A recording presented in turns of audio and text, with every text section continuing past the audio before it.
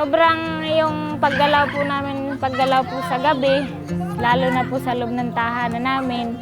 Yung mahirap po siya dahil nangangapa po kami talaga siya sa dilim.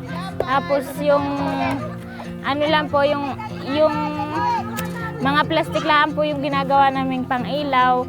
Tapos ay kung hindi po kami nakapamulot sa tabing dagat ng mga plastic po na ganun, nagluluto po kami ng 4, tapos ay kakain po kami ng mga 6, ganun po, o 5.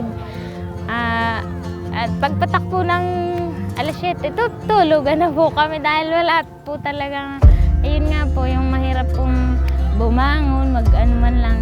Noon po na wala kaming ilaw na solar, kahit halimbawa po sa gabi o yung mga anak ko na gustong mag-aral, hindi po talaga nakakapag-aral at madilim. Dati kami parang nag-aawap sa dilim. Pero kami nagpasalamat at dumating ang solar. Ngayon malaki ang nag-improve namin. Mga apo ko, mga anak ko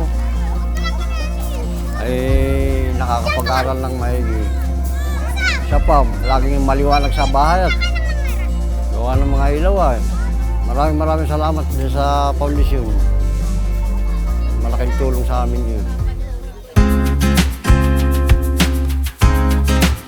Noon po kung kami magka-solar na yung ilaw na ginagamit namin, kahit po gabi nakakapagbasa na at kahit po minsan madaling araw, ako pinabangon ng madaling araw para po magbasa, binubuksan ko lang po yung ilaw at nakakapagbasa na po kami ng Bible ng maaga. Mas madalas po akong magising ng alas 3 at iyon po yung ilaw ang ginagamit ko. Minsan naman po yung ilaw na bigay ng foundation ninyo ay nagagamit din po ng mga anak ko pag gusto po manguha ng ulam diyan sa aming tabing dagat kapag po gabi. Ayun, nagpapasalamat po ako sa nagbigay po ng solar sa amin at malaki po yung pinag-iba nung kami wala pang solar at saka po ngayon na kami may solar na.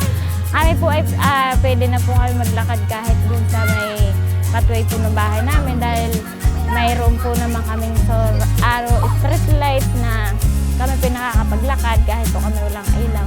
At doon naman po sa loob po ng bahay namin, kumbaga man po ay mayroon na po kaming kaluagan na gumalaw at maliwanag na po naman yung loob ng bahay namin. At saka dito naman po sa pag-aaral po ng mga bata namin, ay yun po, may oras po sila sa gabi na bago po matulog ay nagbabasa. May oras din po na tinuturo ako po sila magsulat dahil kita na po nila. Nagpapasalamat po ako sa Global Peace Foundation sa pinagkaloob po nilang solar lamp at saka po dun sa kanilang solar street light na talaga naman po hindi na po kami nangangapa sa daan. Kung noon po'y kapakapalaang ay ngayon po ay maliwanag na yung aming dinadaanan.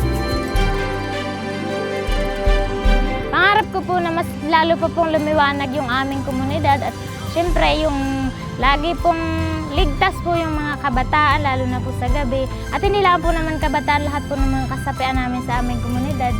Yung sabi nga po yung kaligtasan po ng aming komunidad yung akin pong laging hinahangad. Pangarap ko din po na sa aming pamayanan, kahit papaano po ay umangat-angat yung antas po ng pamumuhay, lalo na po yung aming mga kapatid na katutubo na sila po yung ugali ay hindi po sila katulad ng mga Tagalog na handang makipagkaingayan kapag may kailangan ipaglaban. Sila po basta naniniwala na ano na lang sila, nalimpi na lang sa tabi at hiya po silang makipagtalastasan. Pero yun po yung gusto kong higit na matulungan pa.